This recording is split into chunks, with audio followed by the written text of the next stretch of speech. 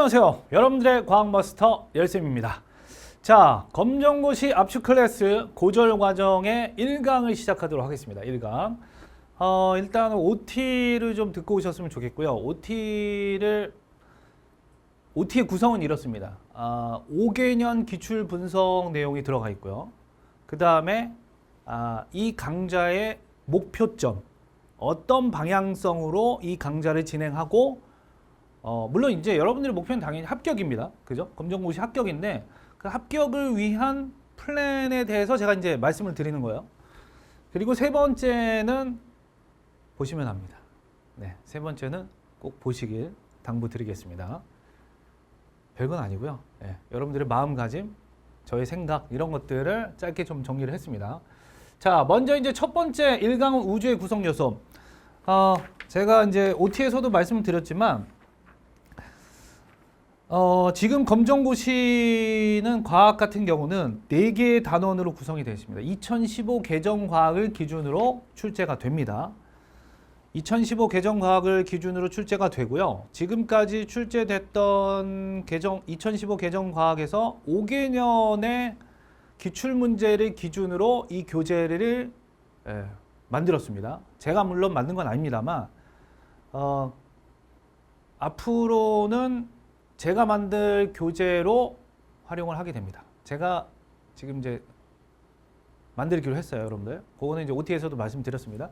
근데 2015 개정과학에서 이제 4개의 이 단원이 있는데 항상 제가 단원 시작할 때, 1단원 시작할 때, 2단원 시작할 때 이걸 보여드리면서 하겠습니다. 단원의 중요성을 좀 설명하기 위해서 그런데 우리가 지금 이 교재 이름이 뭐예요? 검만뽀입니다. 검만뽀.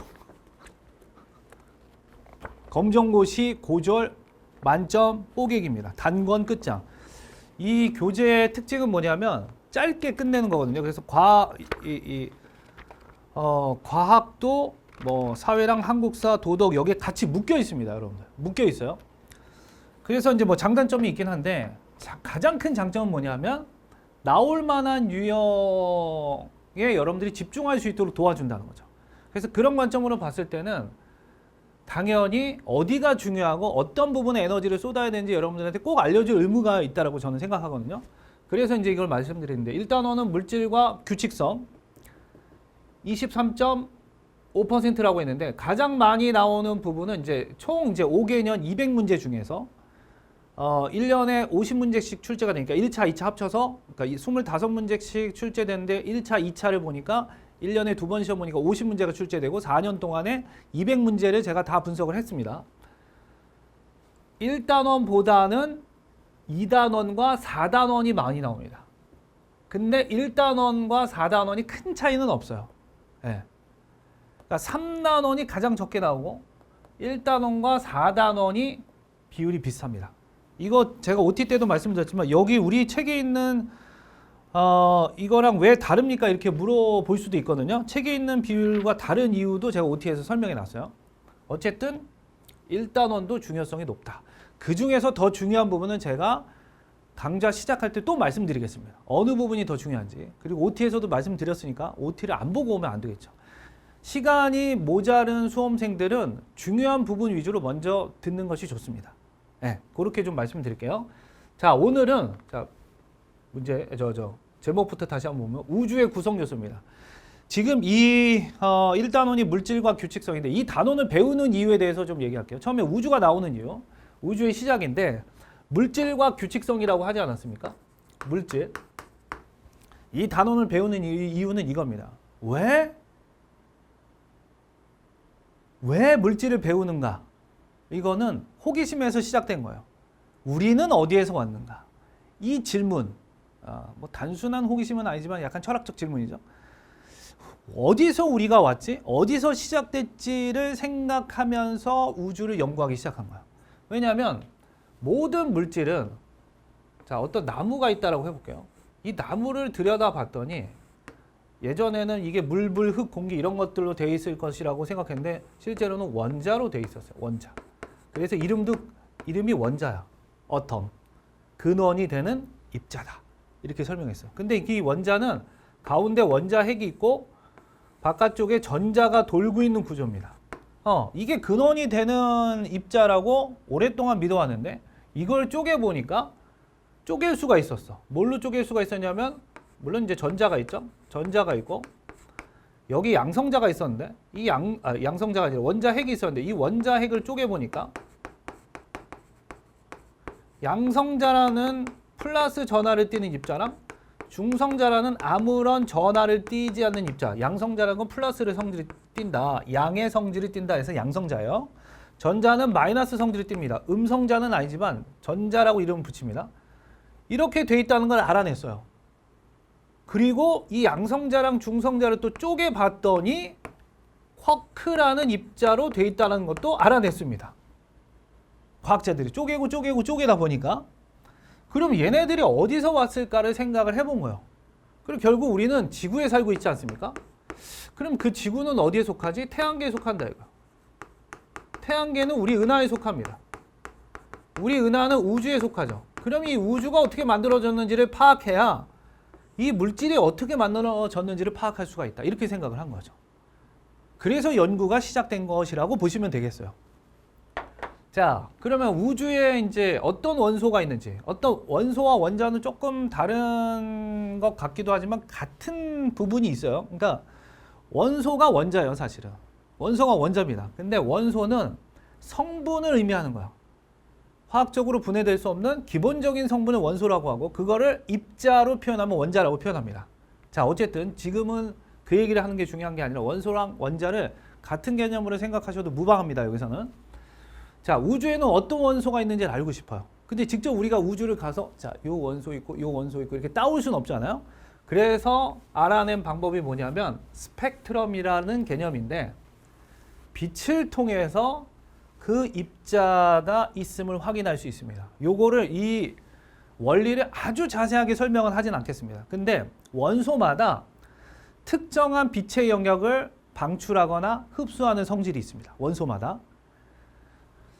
자, 그래서 스펙트럼은 빛이 분광기라는 건 나눌 분자의 빛광자입니다. 빛을 나누는 기기를 통과할 때 파장에 따라서 나누어져서 나타나는 색이 띠다 이렇게 얘기하는데 우리가 일반적으로 이런 거 이제 여러분들이 본 적이 있을 텐데 태양에서 오는 백색광을 프리즘에다 비춰보면 뭐 빨간색 나오고 뭐 주황색 나오고 파란색 나오고 그 다음에 맨 마지막에 보라색 나오고 해가지고 여기 노란색 나오고 파란색 나오고 여러 가지 빛으로 나누어지는 거 뭐 이런 거 본 적 있을 겁니다. 실제로 이게 뭐 연결이 돼 있죠. 이렇게 여러 가지 색으로 실제로 나눠지거든요. 이건 왜 그러냐면 파장에 따라서 물체의 빛의 파장에 따라서 색깔이 다르기 때문에 그래요. 빛은 파장인데 파장이 짧은 것도 있고요.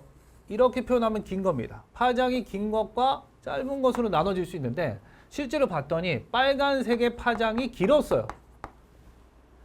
보라색의 파장은 짧았습니다. 자, 색깔마다 그러면 뭐 빨간색과 보라색 사이에 빨주, 노초, 파란 뭐 이런 것들이 있으니까 특정한 영역의 색깔을 가진 빛은 특정한 영역의 빛의 색을 냅니다. 이렇게 기억을 하시면 돼요. 자, 그러면 빛이 분광기를 통과할 때 파장이 다르기 때문에 여러 가지 빛의 색이 나타난다. 그런데 스펙트럼의 원리는 에너지가 낮은 원자가 빛 에너지를 흡수하면서 특정한 색깔의 빛만 흡수하거나 에너지가 높은 원자가 빛 에너지를 방출하면서 특정한 색깔의 빛만 방출하면서 나타난다. 이 말이 좀 어렵죠? 자, 넘겨서 좀 보겠습니다. 넘겨서 좀 보면 연속 스펙트럼이라는 게 있고 선 스펙트럼 이렇게 되어 있는데 선 스펙트럼을 먼저 볼게요. 자, 선 스펙트럼은 방출과 흡수가 있는데 자, 이렇게 제가 말씀드리겠습니다. 어떤 고온의 별이 있어요. 별은 우리가 이렇게 그리지만 실제로 과학적으로는 별은 이렇게 생긴 별 하나도 없습니다. 동그랗게 생겼어요. 동그랗게 생겼어요. 그리고 그 주변에 어떤 기체들이 이렇게 존재하고 있습니다. 이 기체들의 원소가 들어있어요. 여러 가지 원소가 들어있는데 이 별에서 나온 빛, 즉 에너지죠. 에너지를 얘네가 계속 흡수해요. 계속 흡수해. 흡수하다 보면 뜨거워지거든요. 뜨거우면은 스스로 빛을 방출하기도 합니다. 방출해요. 그때 나타나는 스펙트럼이 방출 스펙트럼이에요. 뜨거워져서 나타나는 스펙트럼이 방출 스펙트럼. 그러니까 여기는 고온의 별이고 여기는 저온의 어떤 원소가 들어있는 기체예요. 대부분 기체로 존재하니까 저온의 물질입니다. 그러면 이 속에 포함된 원소가 에너지를 흡수했다가 자기가 온도가 올라가면 방출합니다. 그게 방출 스펙트럼이에요. 그런데 관측자가 이쪽에 있어. 관측자가 이쪽에 있어서 아직 뜨거워지기 전에 고온의 빛이 이렇게 오는 방향에서 보고 있었어요. 근데 이 사이에 저온의 기체가 이렇게 가리고 있어요. 그러면 여기를 빛이 뚫고 오는데 이 안에 들어있는 원소가 특정한 빛만 흡수합니다. 그렇게 해서 우리 눈에 보여지는 거는 흡수 스펙트럼이에요. 아직 뜨거워지기 전입니다. 그러니까 흡수 스펙트럼은 아직 저온일 때 고온의 빛을 일부 흡수하고 내보내는 겁니다. 일부 흡수하고 내보내는 거예요. 방출은 자기 자신이 뜨거워져서 일부 영역의 빛만 내보내는 거예요. 자, 연속 스펙트럼은 이 아주 뜨거운 별에서 나타나는 고온의 별에서 나타나는 빛의 형태입니다. 얘는 연속적으로 나타나요. 빨간빛도 있고 뭐 파란빛도 있고 보라색도 있고 노란색도 있고 파란색도 있고 다 있어. 모든 빛의 영역이 다 있어요. 너무 뜨거우면은 다 내보낼 수 있거든요. 그런데 이런 빛이 오다가 빨주노초판 한번 이쪽이 빨간색이고 이쪽이 보라색인 거 기억해 주세요. 근데 어떤 특정한 원소가 있으면 이쪽이 빨간색이고 이쪽이 보라색 쪽이라고 했죠. 원소마다 방출 스펙트럼은 이 빛을 흡수했다가 빛을 다 방출하는 게 아니라 특정 원소는 특정 영역의 빛만 방출해요. 그게 선의 위치로 나타납니다. 선의 위치와 개수로 나타나요. 선의 위치와 개수가 같잖아요. 그러면 같은 원소입니다. 원소마다 이 값이 정해져 있습니다. 그래서 이걸 마치 사람의 지문과 같다라고 해서 원소 지문 이렇게도 부를 수 있습니다. 원소의 지문인 거예요. 쉽게 말하면. 그러니까 그 빛만 보면 스펙트럼만 분석을 하면 저 빛의 스펙트럼을 분석하면 거기에 무슨 원소가 들어있는지 알 수가 있어요. 네. 그래서 고온의 물체가 주변에서 가열된 고온의 물체 주변에서 가열된 기체가 특정 파장을 방출하면서 나타나는 스펙트럼입니다. 하나, 둘, 셋, 넷, 다섯, 여섯, 일곱 줄이 나타나는데 여기 파란 쪽, 보라색 쪽은 요런 줄이 나타나고 빨간색 쪽은 요 줄이 나타나고 이렇게 나타났어요. 그리고 제가 아까 흡수 스펙트럼이라고 했는데 흡수 스펙트럼은 여기서 오는 빛이 연속 스펙트럼이잖아요. 연속 스펙트럼 중에 일부 영역만 가리는 거야. 흡수하는 거야. 쉽게 말하면 일부 영역만 흡수하는 거야. 근데 그때도 똑같아. 같은 원소면 흡수하는 선의 위치나 개수도 같습니다. 이 말이 조금 이해가 되는지 모르겠는데 이때 문제 풀면서 좀 얘기하겠지만 어떤 원소가 예를 들어서 방출선이에요. 방출선은 어두운 배경에 밝은 요 컬러풀한 줄이 나타나는데 우리는 어차피 흑백으로 시험 문제가 나오기 때문에 검은 배경에 그냥 밝은 줄이라고 생각하면 돼요. 그러면 만약에 방출선이 이렇게 나타났어. 하나, 둘, 셋, 네 개가 나타났어. 근데 어떤 원소에 만약에 흡수 스펙트럼이 나타났어. 흡수선이야. 흡수선은 밝은 배경의 검은색 선입니다. 검은색 선이지만 제가 그냥 이렇게 그릴게요. 똑같이 그냥. 이렇게 나타났어. 근데 흡수선과 방출선의 위치와 개수가 똑같아. 이렇게. 그러면 똑같은 원소입니다. 원소가 방출하는 선이나 흡수하는 선이나 같은 원소면 같은 선의 위치와 개수로 나타나야 돼요. 무슨 말인지 이해됐죠? 그리고 이런 경우도 있어요. 어떤 경우는 예를 들면 이게 어떤 원소 A의 이제 방출선이라고 해볼게. 그러면 방출선이 이렇게 돼 있네. 자, 얘도 방출선이야. 방출선. 근데 선이 더 있어. 이렇게 몇 개 더 있어요. 그럼 뭐냐? A랑 또 다른 원소가 함께 있다는 뜻이에요. A 원소의 선하고 다른 원소의 선이 합쳐져 있는 거야. 다른 원소 몇 개가 붙어 있는지 모르겠어. 네, 이럴 수 있습니다. 무슨 말인지 아셨죠? 그리고 이 원소의 선들은 하나라도 틀리면 그 원소는 없는 거야. 그러니까 이게 A 원소면 얘도 A 원소다 이렇게 얘기할 수 있었던 건 이 네 개의 선의 위치가 다 동일해서 그런 거잖아요. 근데 하나가 부족해. 그럼 얘는 A가 아니에요. 하나라도 없으면 안 돼. 세 개는 그래도 똑같은데요? 아니야. 그래도 하나가 부족하면은 이거는 A의 원소의 스펙트럼이 아닙니다. 아셨죠? 자, 그리고 실제로 보면은 이거는 제가 이제 프라운호퍼선이라는 거 갖고 왔는데 뒤에 가서 좀 나오는데 이 프라운호퍼선은 태양은 실제로 이렇게 원래는 이제 연속 스펙트럼이 나타나는데 자세히 보면은 연속 스펙트럼 안에 흡수선이 나타나요. 흡수선이라는 건 항상 연속 스펙트럼 배경으로 나타나야 되거든요. 그러니까 원래는 태양이 이렇게 연속으로 나타나야 되는데 까만 선이 이렇게 나타나는 거예요. 왜 까만 선이 나타나지? 자세하게 관측해 보니까 까만 선이 나타나는 이유는 뭐냐면 태양이 이렇게 있잖아요. 태양이 노란색, 태양이 이렇게 있으면 태양 주변에도 기체가 있죠. 이 기체는 태양 안쪽보다는 저온이거든요. 그러니까 고온에서 이 저온의 기체를 통과하다 보니까 이 저온의 기체에서 흡수선을 만들어내는 거예요. 아, 그렇구나. 태양 자체의 기체에 의해서 나타나는 흡수선입니다.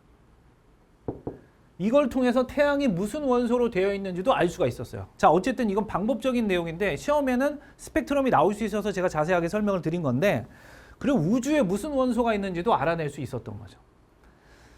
자, 그래서 스펙트럼으로 알 수 있는 거는 원소의 종류에 따라 방출 스펙트럼, 흡수 스펙트럼, 즉 선 스펙트럼에서 보이는 선의 위치와 색깔은 우리가 구분할 필요 없어요. 같은 위치면 색깔이 같으니까 세기가 다양하다.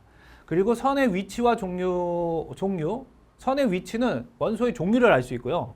그 다음에 두 번째, 선의 세기를 통해서 두께라고 얘기할 수 있어요. 선이 두껍게 많이 나타나면 그 원소가 더 많이 존재한다는 뜻이에요. 상대적인 질량비를 알 수 있습니다. 정확하게는 상대적인 질량비를 알 수가 있어요. 그러니까 누가 더 많은 질량을 갖고 있냐, 이걸 알 수 있습니다. 질량이 정확하게 뭐 몇 킬로그램이, 몇 밀리그램이 저 안에 있냐, 이거를 알 수 있다는 게 아니라 이 원소에 비해서 이 원소가 더 많이 들어있구나, 이걸 알 수 있다는 거예요. 자, 같은 원소에서 보이는 방출 스펙트럼과 방출 스펙트럼의 선, 방출선이죠. 흡수 스펙트럼의 선, 흡수선은 위치가 같다. 요거는 제가 아까 말씀드렸고, 그래서 이걸 통해서 이제 별과 은하의 스펙트럼을 봤어요. 프라운호퍼선은 제가 말씀드렸죠. 그래서 별빛이 지구로 오는 동안 우주 공간에 있는 원소에 흡수되어서 흡수 스펙트럼이 나타나는데 이걸 통해서 원소들의 종류와 질량을 봤더니 대부분 우주에 있는 원소는 거의 다 수소와 헬륨이었어요. 수소는 앞으로 H라고 쓸게요. 이제 우리 원소 기호로 쓸 테니까 헬륨은 H2라고 쓰겠습니다. 질량비예요. 개수비가 아니라 질량비가 about 여기 75대 24로 나와 있죠. 그러니까 75대 23은 대략 3대 1 정도 된다는 걸 알아냈습니다. 그럼 다른 원소는 없나요? 다른 원소는 거의 1% 미만이었어요. 수소와 헬륨이 합치면 99%다. 그렇구나. 요것을 알아냈다는 거야. 자, 그리고 나서 그러면 수소와 헬륨으로 되어 있는 이 우주는 어떻게 이제 우리가 알아내게 됐냐? 그 발전 과정을 보면 사실은 여러 주장들이 있었는데 우리가 배우는 건 빅뱅 우주론만 배웁니다. 예. 간단하게 제가 말씀드리면 처음에는 우주관에 대해서 팽창하는 우주냐, 팽창한다, 팽창 안 한다, 우주가 팽창한다, 팽창 안 한다로 팽팽히 결었어요. 팽창 안 한다라고 말한 아주 유명한 과학자가 아인슈타인입니다. 아인슈타인. 팽창한다라고 말한 과학자가 프리드만이라는 과학자였는데 아인슈타인이 이겼을 것 같지만 팽창한다라고 주장한 프리드만의 주장이 받아들여졌어요. 누구에 의해서 받아들여졌냐면 허블이라는 사람에 의해서 이게 거의 확증이 됐습니다. 그래서 아인슈타인이 자기가 했던 주장 중에 가장 후회스러운 일은 이 팽창하지 않는 우주, 정적 우주론이라고 하거든요. 이 정적 우주론을 얘기했던 게 가장 후회되는 일이다. 이렇게 말하기도 했습니다. 예. 아인슈타인이라고 다 맞는 얘기 한 거 아니에요, 여러분들. 그리고 나서 이제 팽창하는 건 좋아. 팽창하는 우주는 받아들였어. 그리고 나서 나왔던 게 빅뱅 우주론, 조지 가모프라는 사람입니다. 조지 가모프. 그리고 정상 우주론, 프레드 호일이라는 사람하고 붙었어요. 빅뱅 우주론을 우리가 지금 배우고 있다는 거는 누가 맞다는 거예요? 빅뱅 우주론이 맞다고 받아들여진 거죠. 물론 우주가 어떻게 만들어졌는지는 눈으로 확인한 사람은 아무도 없습니다.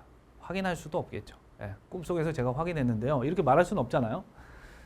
정상 우주론과 빅뱅 우주론은 둘 다 똑같습니다. 팽창한다는 건 똑같아요.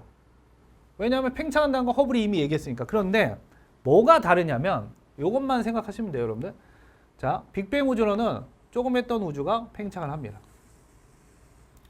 정상 우주론도 조금 했던 우주가 팽창을 해요. 근데 팽창하면 물질이 만들어질 거 아닙니까?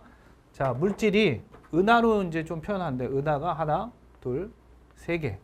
실제로 뭐 은하가 세 개가 딱 우주가 만들어지자마자 세 개가 만들어진 건 아니에요. 근데 물질이 이렇게 만들어졌다. 그러면 이 물질은 더 이상 한 번 만들어지면 끝이다 이거야. 이 세 개는 그대로 있다. 근데 여기서는 하나만 그릴까요? 하나 이렇게 돼 있는데 팽창하면 더 많아져. 더 크게 팽창하면 더 많아져요. 그 공간을 채우면서 만들어진다 이거야. 이렇게 물질이. 그러니까 빅뱅 우주론의 핵심 뭐냐면 빡! 한 번에 다 만들었어. 초창기에. 근데 정상 우주론은 계속해서 만들어지고 있다는 거야. 왜 정상 우주론이냐면 이런 거예요. 자, 밀도 여러분들 기억하시는지 모르겠지만 중등과학에서 나왔던 부분인데 단위 부피랑 같은 부피일 때 질량을 얘기합니다. 부피가 만약에 팽창한다면 밀도는 질량이 그대로면 분모가 커지고 분자가 그대로면 밀도는 작아집니다. 그렇잖아요. 분모만 커지면 얘는 작아지잖아요. 그러니까 밀도가 작아져야 돼요. 그러니까 빅뱅 우주론은 밀도가 작아진다는 거야. 우주의 밀도가 감소한다. 왜? 처음에 물질이 다 생겼으니까 질량은 처음에 만들어진 그 질량이 계속 유지가 되니까 질량은 그대로야. 그러니까 밀도는 감소해. 이렇게 얘기를 했어요. 근데 조지 가모프는 뭐냐면 아니야. 계속 그 부피만큼 생겨난 부피 속에 또 물질이 생겨나서 질량도 똑같은 비율로 증가하니까 밀도가 일정해 이렇게 얘기한 거예요. 근데 결국은 이제 조지 가모프 얘기가 받아들여지게 됐습니다. 네, 결국은. 그래서 이걸 배우는데 핵심은 빅뱅이 아니에요, 사실. 이 빅뱅이란 말도 반대편에 섰던 아까 얘기했던 프레드 호일이라는 사람이 BBC 방송국에 나와서 비꼬면서 말했던 용어가 붙어가지고 이제 빅뱅 우주론이 됐어요. 야, 무슨 그러면 이제 조지 가모프 자식아 막 너의 그 우주론은 그러면 한 번에 그러면 빅뱅 하면서 만들었다는 거냐? 빅뱅 우주론이냐? 하고서 이렇게 비꼬 왔어요. 근데 그 다음부터 사람들이 빅뱅 우주론이라고 부르기 시작한 거예요. 근데 빅뱅이 중요한 게 아니야. 한 점에서 빡 폭발했다 이 얘기는 하긴 했습니다만 그게 중요한 건 아니고 처음에 폭발과 동시에 거의 모든 물질이 다 만들어졌다라는 거예요. 이게 더 중요한 사실이거든요.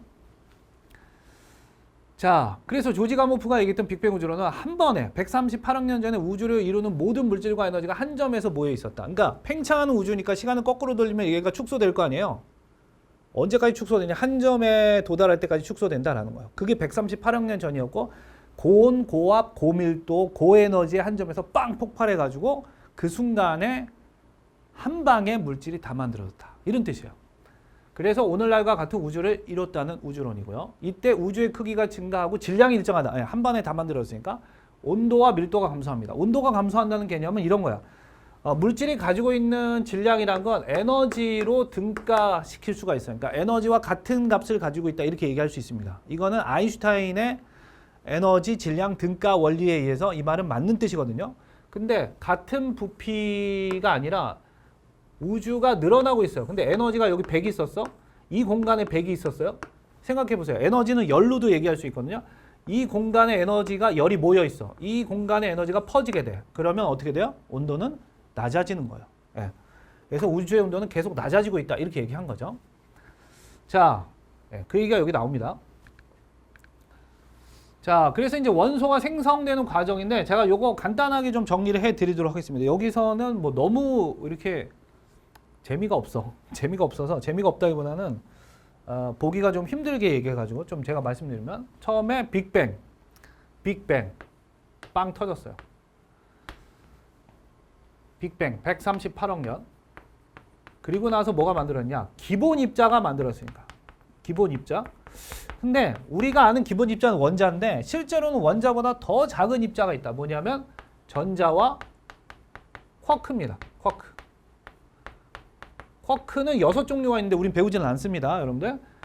이게 거의 0.000000 하여튼 0.1초도 안 되는 시간에 다 만들어졌어요.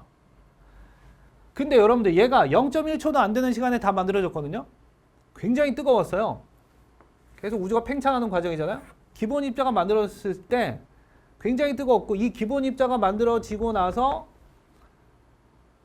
질량은 결정이 됐습니다. 왜냐하면 기본 입자만 있으면 모든 물질을 다 만들 수 있어요. 왜냐하면 기본 입자인 쿼크가 모여서 뭐가 되냐면 양성자, 중성자가 됩니다.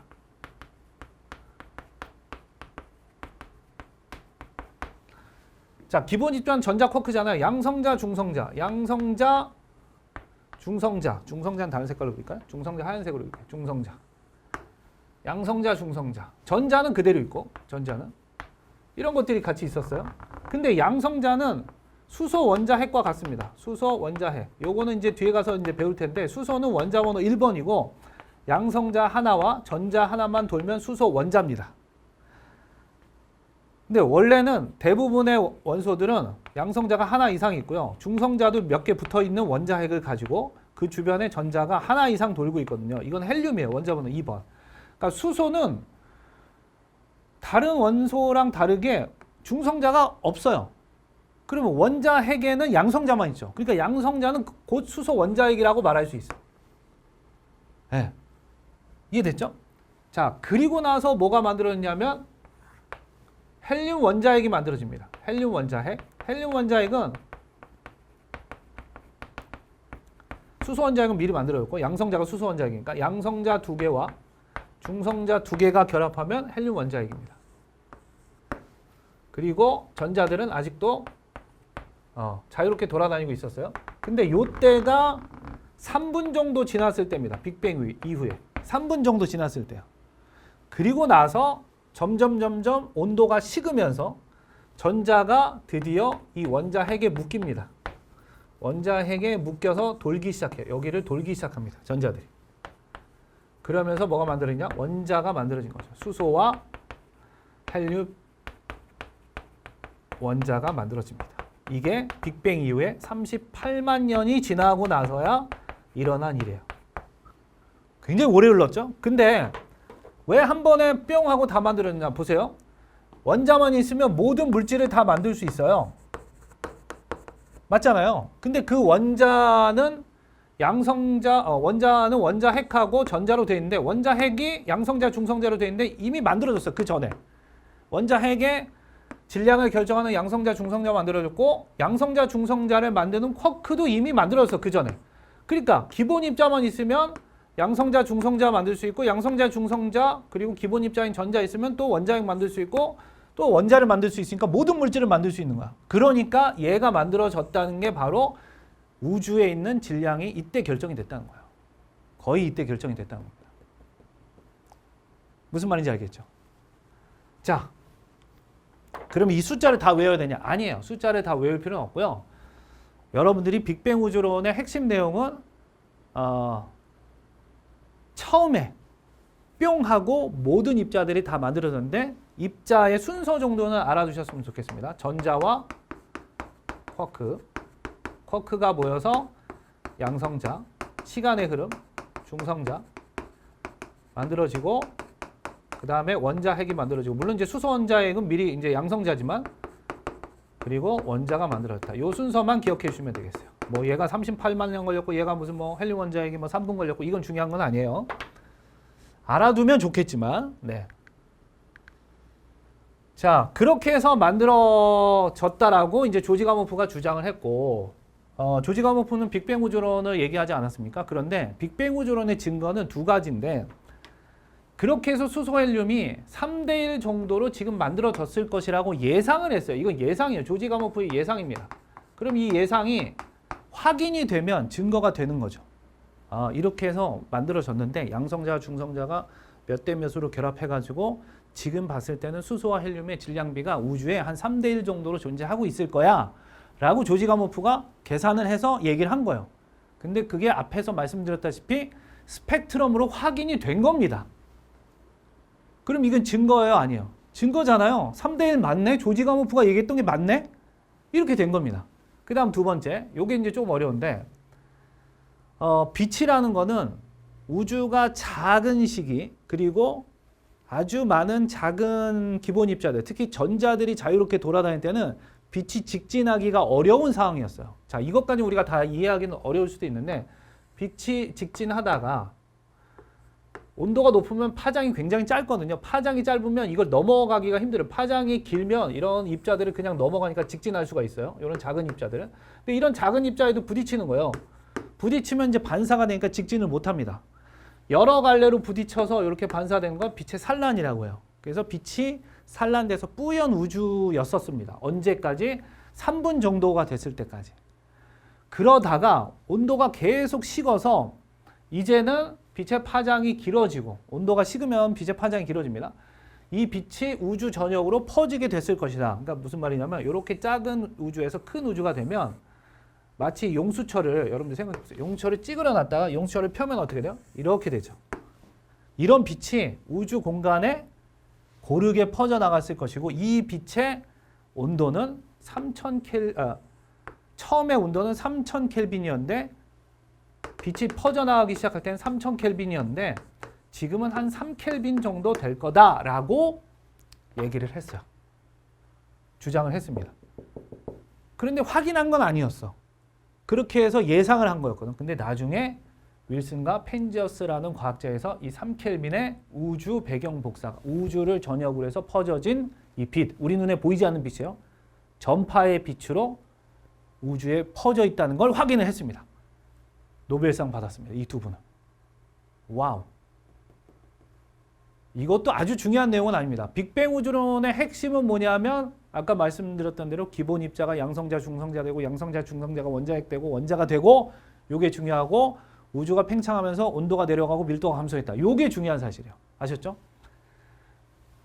증거라는 사실 요 두 개만 기억하시면 돼요. 이 내용을 기억할 필요는 없고, 우주의 원소의 질량비는 수소 헬륨이 3대 1이고, 그 다음에 우주 배경 복사라고 하는 것도 빅뱅 우주론의 증거다. 요 두 가지 증거를 기억하시면 되겠습니다. 자, 요거는 조금 더 들어간 부분인데, 그러면 왜 3대 1인지를 설명하고 있습니다. 왜 3대 1인지를 설명하고 있는데, 자, 요건 간단하게 말씀드릴게요. 원자의 질량이라는 거는, 원자의 질량은 전자는 무시합니다. 전자의 질량은 무시하고요. 양성자와 중성자의 수로 질량을 얘기합니다. 왜냐하면 원자핵 안에는 양성자와 중성자가 들어있죠. 양성자, 중성자. 그리고 전자가 돌고 있잖아요. 양성자, 너무 이렇게. 양성자, 중성자, 전자가 돌고 있는데 전자는 질량이 너무 작아요. 양성자 하나의 질량을 1이라고 하면 중성자 하나의 질량도 1이에요. 물론 중성자가 아주 살짝 무겁습니다.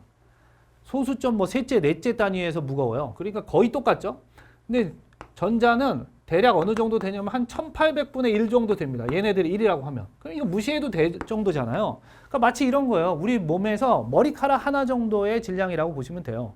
그러니까 몸에 머리카락 하나 빠지면 우리 다이어트 됩니까? 그렇게 얘기 안 하잖아요. 아, 나 살쪘네. 아유, 살 뺐어. 이러지 않잖아요. 그래서 전자의 질량은 무시합니다. 그러니까 원자의 질량이라는 건 양성자, 중성자의 질량이니까 양성자, 중성자가 모여서 원자핵이 되니까 원자의 질량은 그냥 원자핵의 질량과 거의 같은 거예요. 아셨죠? 자, 근데 조지 가모프가 예상한 게 뭐냐면 처음에 우주가 만들어질 때 양성자와 중성자가 이건 개수비입니다. 7개, 1개의 비율로 만들어졌을 것이다 라고 예상을 했어요. 7개, 1개. 즉 14대 2로 만들어졌을 것이다. 양성자가 더 많다는 거예요. 중성자보다. 그 이유는 자세히 설명하지는 않겠습니다. 지금 중요한 건 아니기 때문에. 그런데 헬륨 원자핵은 양성자 2개와 중성자 2개가 필요해요. 이거 가지고 헬륨 원자핵 하나를 만들어요. 그런데 수소 원자는 양성자 하나가 그냥 수소 원자핵이에요.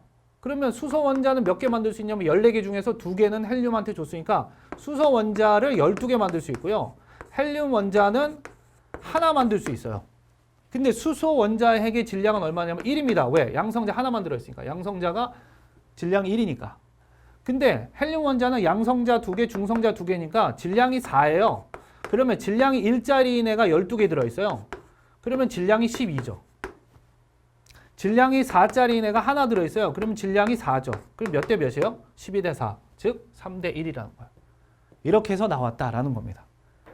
아주 중요한 얘기는 아닙니다. 여러분들이 이렇게 유추해 내는 과정은 그냥 그렇구나 하고 넘어가시면 돼요. 뭐가 중요하다? 3대 1이 더 중요한 거예요.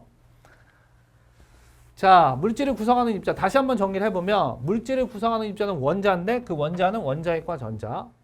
원자핵은 양성자나 중성자. 중성자랑 양성자는 쿼크로 이루어져 있다. 쿼크 3개로 이루어져 있습니다. 쿼크 3개가 모여서 양성자. 쿼크 3개가 모여서 중성자예요. 그러면 기본 입자는 쿼크와 전자고 얘네 2개만 있으면 이거 만들 수 있고 이거 만들 수 있고 이거 만들 수 있으니까 모든 물질을 다 만들 수 있다. 그죠? 그래서 기본 입자다. 원자는 전기적으로 중성입니다. 그 이유는 다다음 시간에 배우게 됩니다. 정확하게는. 자, 원자핵은 전기적으로 플러스 전하를 띈다. 왜? 양성자 때문에 그렇습니다. 양성자가 플러스를 띠니까. 중성자는 아무것도 없어요. 원자 이게 헬륨의 원자핵이라고 하면 그냥 이렇게 그렸는데 플러스 2의 전하량을 가집니다. 네, 플러스 전하를 띠고 있다. 전자는 마이너스 전하를 띠고 있습니다. 양성자는 전기적으로 플러스 전하고 중성자는 중성이다. 그래서 원자핵이 플러스 전하를 띠고 있는 거예요. 쿼크는 물질을 구성하는 가장 작은 단위의 입자다. 전자와 함께 가장 작은 단위의 입자입니다. 요건 중요하지 않아요. 쿼크의 종류가 뭐 업쿼크, 다운쿼크 뭐 이거 말고도 뭐 참 스트레인지 뭐 바텀, 탑 뭐 이런 게 있어요. 6가지가 있는데 양성자는 업쿼크, 위쿼크라고 하죠. 업쿼크를 이제 한글로 해석하면 위쿼크죠. 위쿼크 2개랑 다운쿼크 하나로 되어 있는 게 양성자고 중성자는 업쿼크 하나랑 다운쿼크, 아래 쿼크 2개로 되어 있는 게 중성자다. 뭐 이런 뜻이에요. 뭐 이게 전혀 중요하지 않습니다. 참고로만 보시면 되겠어요.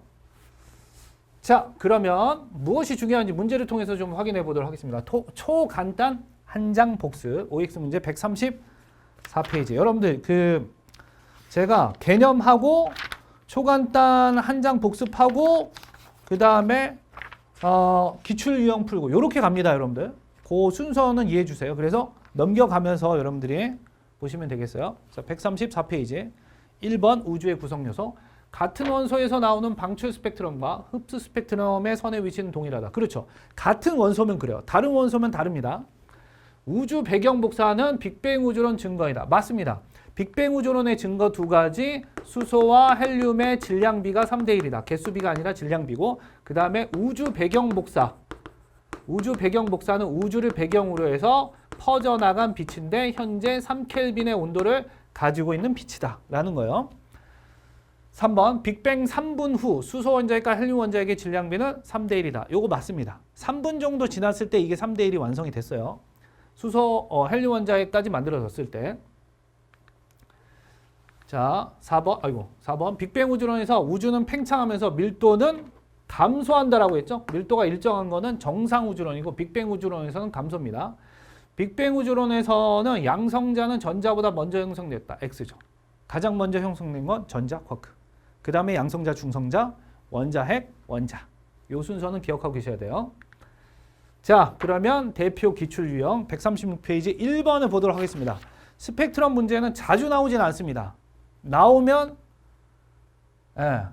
나올 수는 있어요. 안 나온다는 뜻은 아닙니다만 간단하게 나옵니다. 위치, 선의 위치와 개수가 그 원소의 종류를 결정한다. 까만 배경의 흰 줄이야. 방출 스펙트럼. 얘도 방출 스펙트럼이죠. 자, 흰 배경의 까만 줄은 흡수선이에요. 흡수 스펙트럼. 여기 왜 완전 까맣냐? 실제로 완전 까만 게 아니라 요거 반전시켜서 그런데 여기가 실제로 반전시킨 게 아니라 제가 이걸 따오면서 이제 그 조금 요거를 변형시키다 보니까 여기 완전 까맣게 나오는데 실제로는 여기 이제 까만 줄이 있고 이렇게 번져서 그렇죠. 이렇게 번지듯이. 그 부분은 책하고 좀 같이 봐주세요. 이 PPT 작업하는 과정에서 이게 표현이 어려워서 이렇게 된 건 이해해 주세요, 여러분들. 자, 그래서 수소, 헬륨, 기체 방정관을 이용해서 얻은 스펙트럼을 나타내는 것이다. 이에 대한 설명으로 옳은 것을 모두 옳은 것 했어요. 자, 태양은 수소와 헬륨을 포함하고 있다. 그러면 수소의 선의 위치가 있는지를 봐야 돼요. 여기 까만 선하고 여기 4개가 있는지. 수소 있어요.